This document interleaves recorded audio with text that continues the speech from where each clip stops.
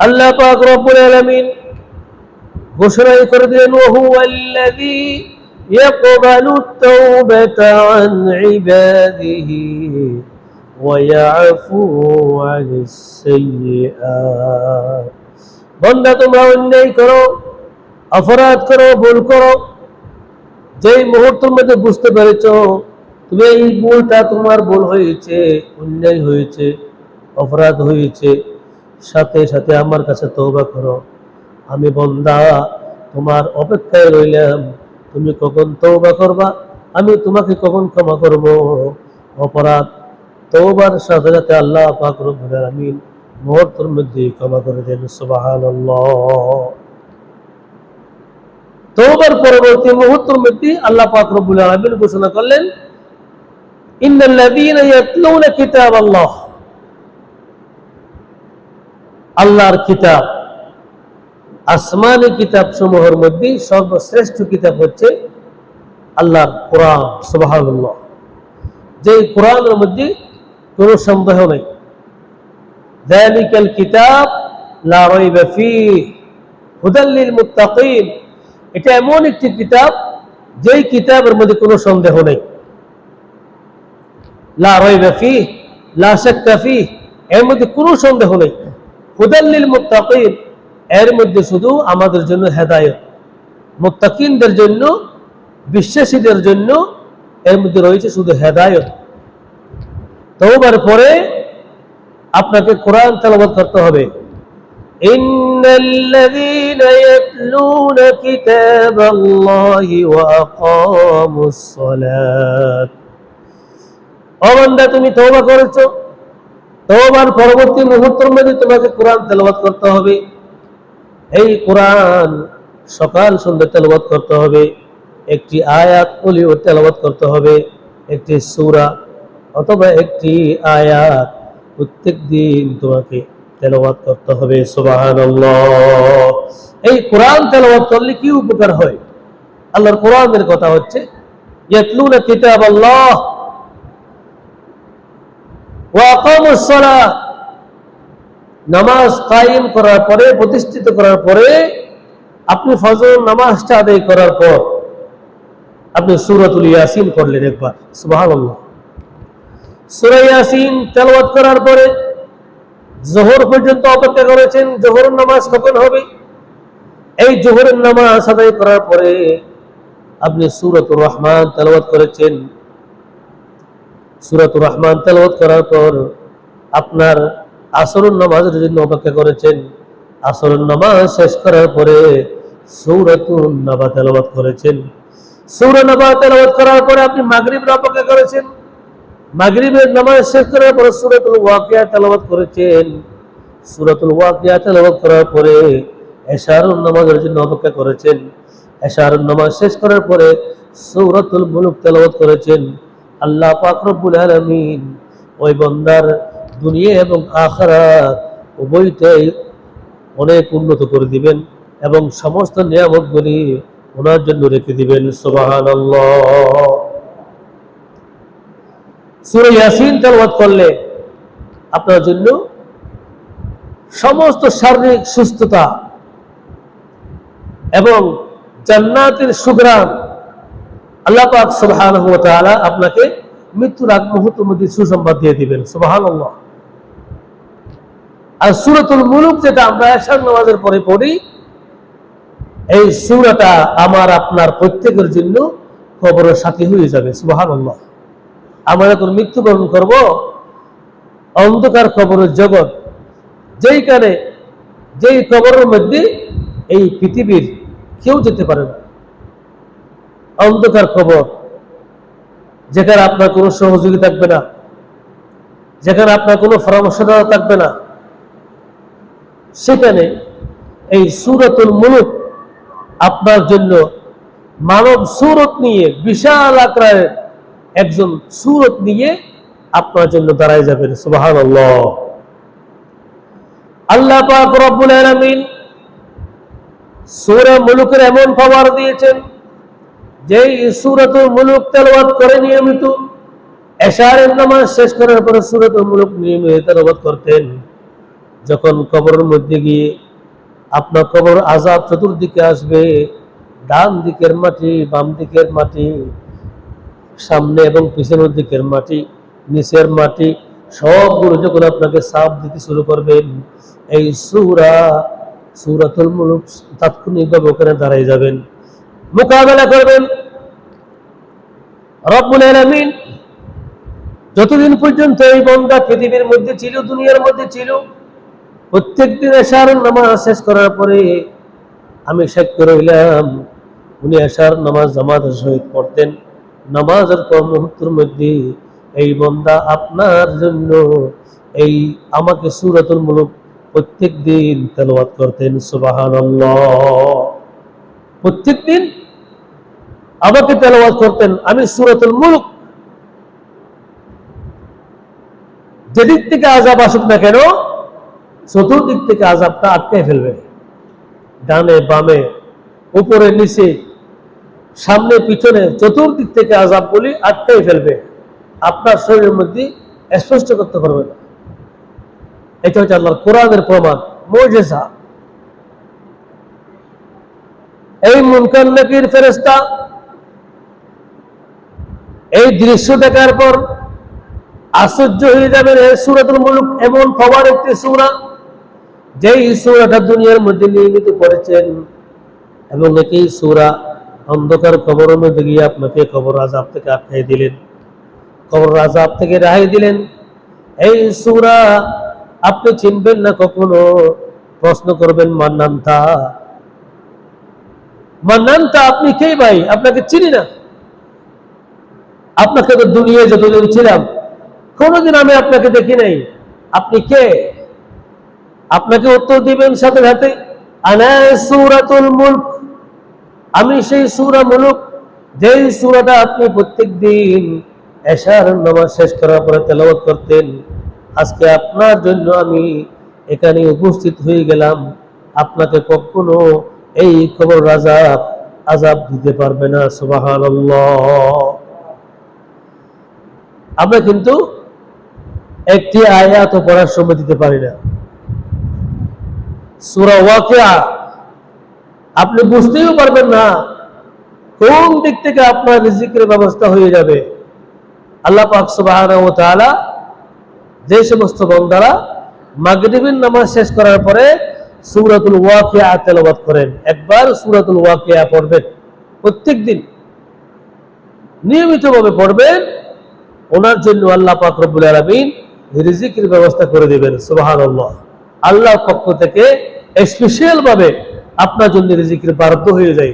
কোথা থেকে কিভাবে আসে আপনি নিজেও বুঝতে পারবেন না। ওয়া আকামুস সালাত, নামাজ প্রতিষ্ঠার পরে এই সূরাগুলো যারা তেলাওয়াত করবেন, আল্লাহ পাক রব্বুল আলামিন তাদের জন্য এই সুব্যবস্থা করে রাখবেন। সুবহানাল্লাহ। এই দায়িত্বটা কাদের জন্য? যারা নাকি আল্লাহর রাস্তায় তওবা করবেন। তওবার পর্বতগুলি কিভাবে কাটাইবেন? আমরা অনেক আল্লাহর বান্দা আছি, জীবনে একবারও তওবা করি নেই, কোনোদিন তওবা করি নেই। শেষ মুহূর্তের মধ্যে গিয়ে যখন মৃত্যু সজ্জায় শুয়ে পড়ি, মালাকুল মউত সামনে উপস্থিত হয়ে যায়, সাকরাত যখন চলে আসে, ওয়াজাত সাকরাতুল মউত বিল হক, এই সাকরাতুল মউত যেটা আছে ওটা আমার জন্য আসবে, আপনার জন্য আসবে। অনেক আল্লাহর বান্দা আছে, সাকরাতুল মউত যখন সামনে উপস্থিত হয়, তখন একজন ব্যক্তি বলেন, একজন আলেম ডেকে নিয়ে আসেন, হুজুর ডেকে নিয়ে আসেন, ওনাকে একটু তওবা করাই দেন। ওই মুহূর্তের মধ্যে তওবা করলে আপনার তওবাটা পরিপূর্ণ হবে না, কবুল হবে না। কারণ তওবার পরবর্তী সময়গুলি আপনাকে যেই একটু আগে কথাগুলো বললাম, এই কোরআনের আয়াত মতো চলাইতে হবে। তওবার পরে আপনাকে 5 ওয়াক্ত নামাজ যথাসময়ে আদায় করার শক্তি থাকতে হবে। অর্থাৎ সুস্থতা অবস্থায় আপনাকে তওবা করতে হবে। এরপর আপনার সেই তওবার গ্রহণযোগ্যতাও থাকবে এবং দামও থাকবে। সুবহানাল্লাহ। মালাকুল মউত সামনে রেখে যদি আমরা তওবা করি, এই তওবাটা কোনো গ্রহণযোগ্যতা পাবে না, এবং এই তওবাটা আল্লাহর কাছে কবুল হবে কিনা সেটাও সন্দেহ আছে। তওবার মাহাত্ম্য হচ্ছে আপনার তওবার পরে আল্লাহর গোলামি করতে হবে, ইবাদত করতে হবে, কোরআন তেলাওয়াত করতে হবে। এই তেলাওয়াতের এবং ইবাদতের শক্তি, মন মানসিকতা সবকিছু আপনার মধ্যে রেখে তওবা করলে ওই তওবার মূল্য আছে। সুবহানাল্লাহ। ওয়া আকামুস সালাত, তওবার পরবর্তী মুহূর্তের মধ্যে ইন্নাল্লাযীনা ইয়াতলুনা কিতাবাল্লাহ, আল্লাহর কিতাব তেলাওয়াত করতে হবে, কোরআন তেলাওয়াত করতে হবে। ওয়া আকামুস সালাত, নামাজ কায়েম করতে হবে, নামাজ প্রতিষ্ঠা করতে হবে। ওয়া আনফাকু মিম্মা রাযাকনাহুম সিররান ওয়া আলানিয়াতান ইয়ারজুনা তিজারাতান লান তাবুর। সুবহানাল্লাহ। ওয়া আনফাকু, আপনার অর্জিত সম্পদ, ধন সম্পদ, টাকা পয়সার থেকে কিছু অংশ মিম্মা রাযাকনাহুম, যারা আপনার থেকে অসহায়, দরিদ্র, তাদেরকে দান করতে হবে। সুবহানাল্লাহ। আপনার অনেক সম্পদ আছে, ওই সম্পদ থেকে কিছু সম্পদ আপনাকে দান করতে হবে, গরিবদেরকে, এতিমদেরকে, অসহায়দেরকে, যার কোনো কিছু নেই, ওনাদেরকে কিছু সম্পদ দান করতে হবে। আরো বরকত দিবেন। ইয়ারজুনা তিজারাতান লান তাবুর, যদি আপনার ব্যবসা প্রতিষ্ঠান থাকে, আপনার কর্ম থাকে, এবং সবগুলোর মধ্যে আল্লাহ পাক রব্বুল আলামিন এই ব্যবসার মধ্যে আপনার বরকত দিবেন, ইনকামের মধ্যে বরকত দিবেন, ধন সম্পদের মধ্যে বরকত দিবেন, চতুর্দিকে আল্লাহ পাক রব্বুল আলামিন আল্লাহর পক্ষ থেকে বরকত দিবেন। সুবহানাল্লাহ। তওবাবিহীন জীবনটা হচ্ছে একেবারে অন্ধকার। আল্লাহ নবী বলেছেন দৈনন্দিন 5 ওয়াক্ত নামাজ, এই 5 ওয়াক্ত নামাজের মধ্যে 5 বার তওবা করো। সুবহানাল্লাহ। তওবা করলে একজন ব্যক্তির কলবটা দুর্বল, এবং দুর্বল কলব তাজা হয়ে যায়। অন্ধকার কলব আপনার পরিষ্কার হয়ে যায়, আয়নার মতো পরিষ্কার হয়ে যায়। ওটা কোন জীবন? যেই জীবনের মধ্যে বারবার তওবা করেন, সব সময় তওবা করবেন। আল্লাহর ওলি এবং বুজুর্গ যারা হয়েছেন, আল্লাহকে যারা রাজি করেছেন, তারা নিয়মিত তওবা করতেন এবং নিয়মিত ইস্তেগফার পড়তেন। যেই কোনো কিছু কাজের মধ্যে সর্বপ্রথম আল্লাহর নাম স্মরণ করতেন, এবং শয়তানি ওয়াসওয়াসা থেকে বাঁচার জন্য সব সময় তওবা করতেন। সুবহানাল্লাহ। আমরা কিন্তু তওবার মধ্যে দুর্বল, সব দিকে সবল, তওবার দিকে এসে, ইবাদতের মধ্যে এসে দুর্বল। নামাজ ঠিকভাবে আদায় করতে পারি না, 1 নম্বর। 2 নম্বরের মধ্যে, নামাজের মধ্যে যখন প্রবেশ করি, দাখিল হই, মনটা বিভিন্ন দিকে ছেড়ে দিই, বিভিন্ন জায়গায় দৌড়াদৌড়ি করে। নামাজ আদায় করার পর মুহূর্তের মধ্যে 1 মিনিট আল্লাহর রাস্তায় নীরবতা পালন করে, নিস্তব্ধতা পালন করে বসে দরুদ পড়তে পারি না, সময়টা থাকে না।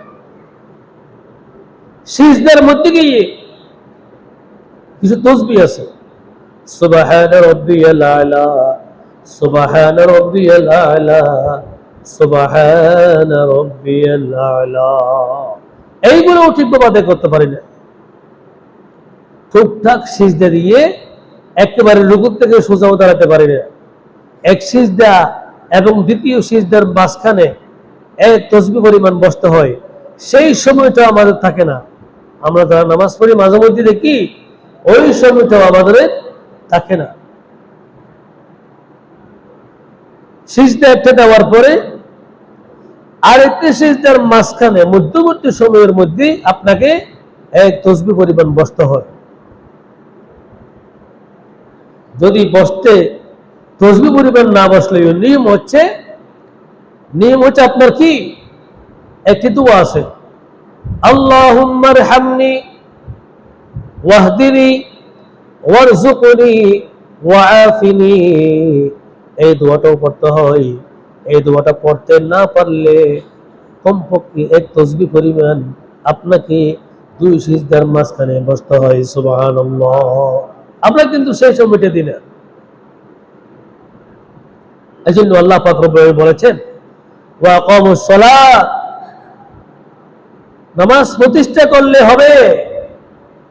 নামাজ প্রতিষ্ঠা করার পরে পরবর্তী মুহূর্তের মধ্যে যে সময়গুলো রয়েছে আল্লাহর রাস্তায়, ওই সময়টাও আপনাকে ব্যয় করতে হবে।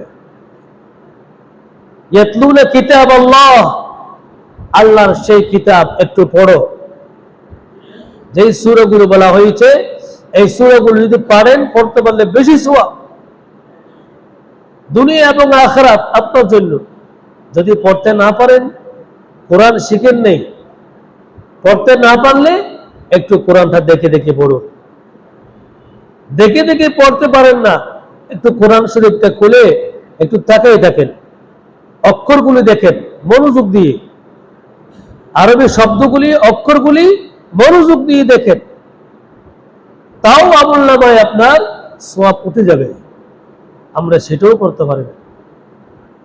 আল্লাহ পাক সুবহানাহু ওয়া তাআলা এজন্য বলেছেন, বান্দা তোমরা ঠিকভাবে আদায় করো, আমার হকগুলি আদায় করো, এবং বান্দার হক কখনো মাফ হবে না।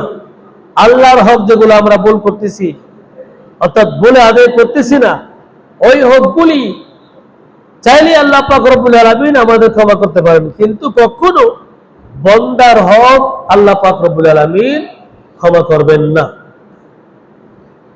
আমরা অনেকে আছি বান্দার হক খেয়ে ফেলেছি। আপনার আমানত আমার কাছে রেখেছেন, আমি এগুলো খেয়ে ফেলেছি, নষ্ট করেছি। আপনার ধন সম্পদ, টাকা পয়সা, জায়গা জমি, দলিল আমার কাছে জমা রেখেছেন, বন্ধ করে রেখেছেন, আমি ওগুলো খেয়ে ফেলেছি, আমার নামে করে ফেলেছি। এগুলো কখনো ক্ষমা হবে না। এক আনা পয়সার থেকে নিয়ে এক খরা, এর চেয়ে আরো কম যদি জায়গা হয়, আরেকজনের হক আপনার উপরে থাকে, এটা কখনো ক্ষমা হবে না।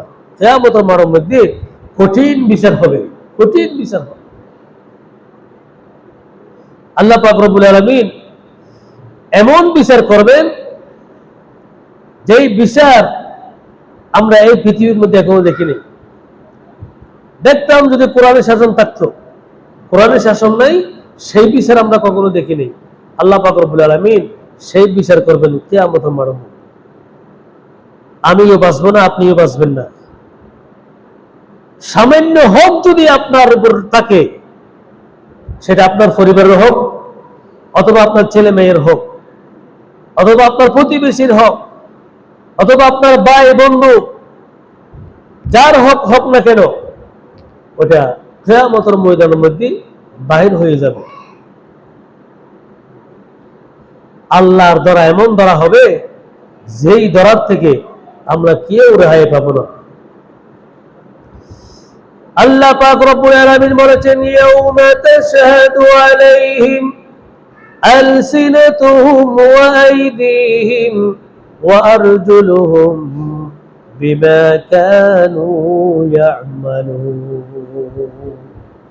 ও বান্দা, তোমরা কি এখন জানো, ইয়াউমা তাশহাদু আলাইহিম, আমাকে কিয়ামতের ময়দানের মধ্যে, বিশাল ময়দান, ওই কিয়ামতের ময়দানের মধ্যে সাক্ষ্য দিবে, প্রমাণ সহকারে সাক্ষ্য দিয়ে দিবেন।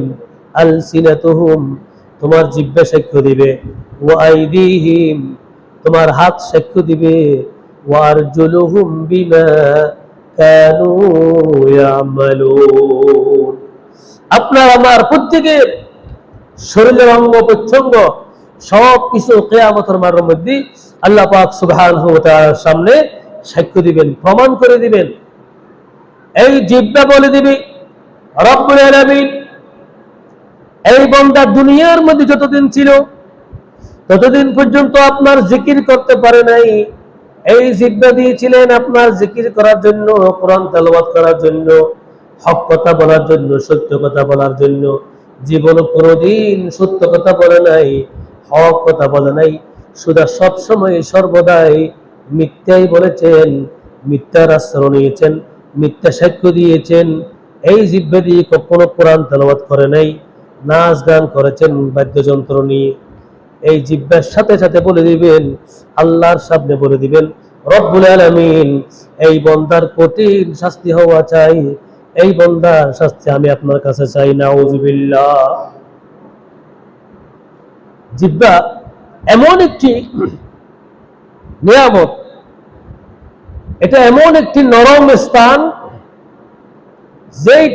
যেই জিহ্বার মায়ের কঠিন মায়ের। এই জিহ্বা দিয়ে শক্ত কাজও করা যায়, নরম কাজও করা যায়। একজন মানুষকে কষ্ট দেওয়ার জন্য একটি জিহ্বাই যথেষ্ট, এবং একজন মানুষকে জান্নাত পর্যন্ত নেওয়ার জন্য আপনার আমার প্রত্যেকের এই জিহ্বাই যথেষ্ট। সুবহানাল্লাহ। আল্লাহ পাক রব্বুল আলামিন বলেছেন, ওয়ালিসানা ওয়া শাফাতাইন।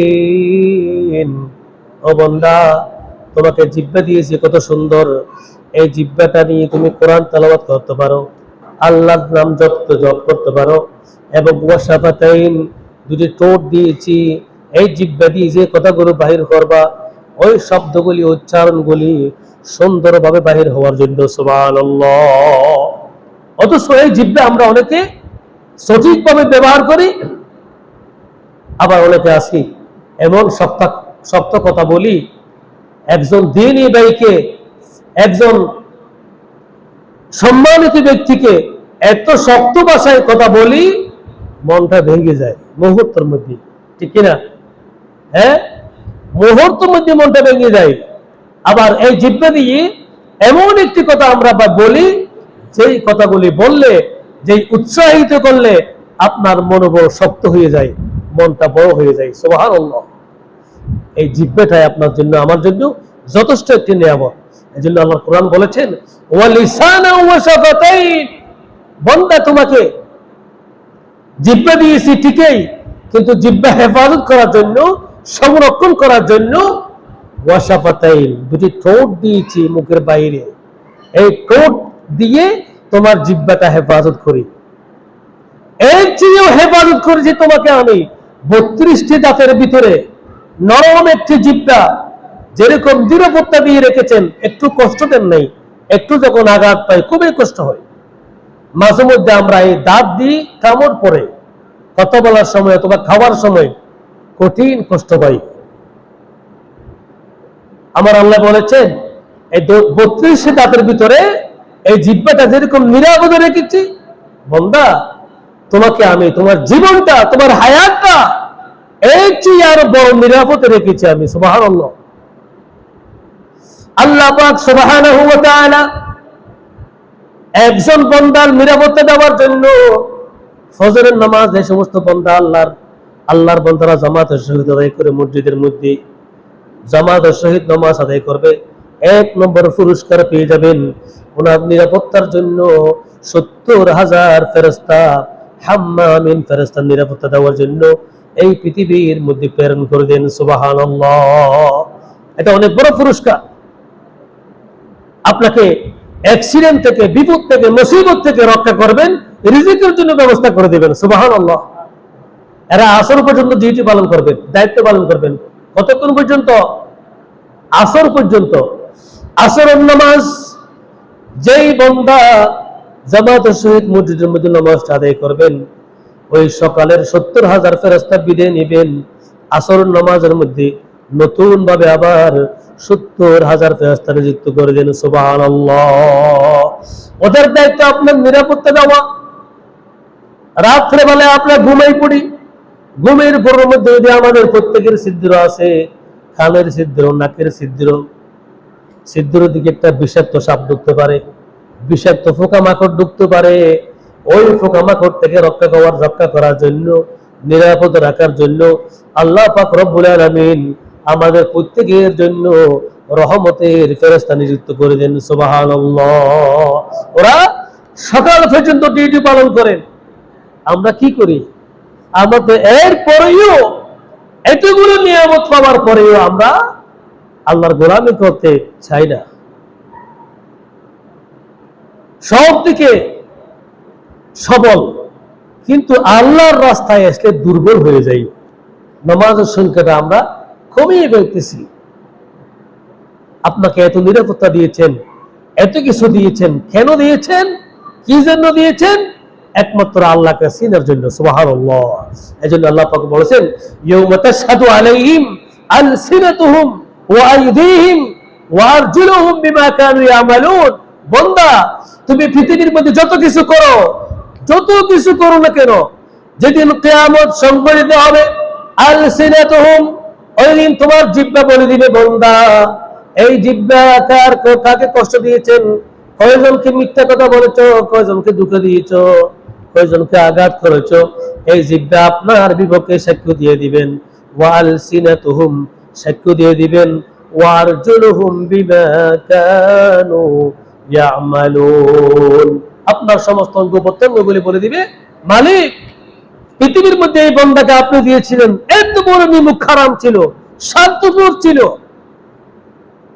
আমরা অনেক হেল্প করেছি ওনাকে, কিন্তু আপনার কোনো কিছু করতে পারে নাই এই বান্দা, আপনার কোনো গোলামি করতে পারে নাই। হাত দিয়েছেন ঠিকই, সব সময় সত্য কথা, কোরআন তেলাওয়াত করতে পারে নাই, কিতাব পড়তে পারে নাই, একটি হাদিস পড়তে পারে নাই, আঙ্গুলের ফাঁক দিয়ে আপনার নামটা জপ করতে পারে নাই, সর্বদা টাকা হিসাব করেছেন, হ্যাঁ, দুনিয়া নিয়ে মগ্ন ছিল, পাগল ছিল, কিন্তু পরকাল নিয়ে কখনো গবেষণা করেন নাই। আল্লাহ এই বান্দা, এই স্বার্থপর, ওনার বিচার আজকে চায়। জবাব দিতে পারবো না। আল্লাহ পাক রব্বুল আলামিন যত কিছু বলেছি, অনেক কথা বলেছি, আল্লাহ আমাকে আপনাদের সবাইকে আমল করার জন্য তৌফিক দান করুক। আমিন।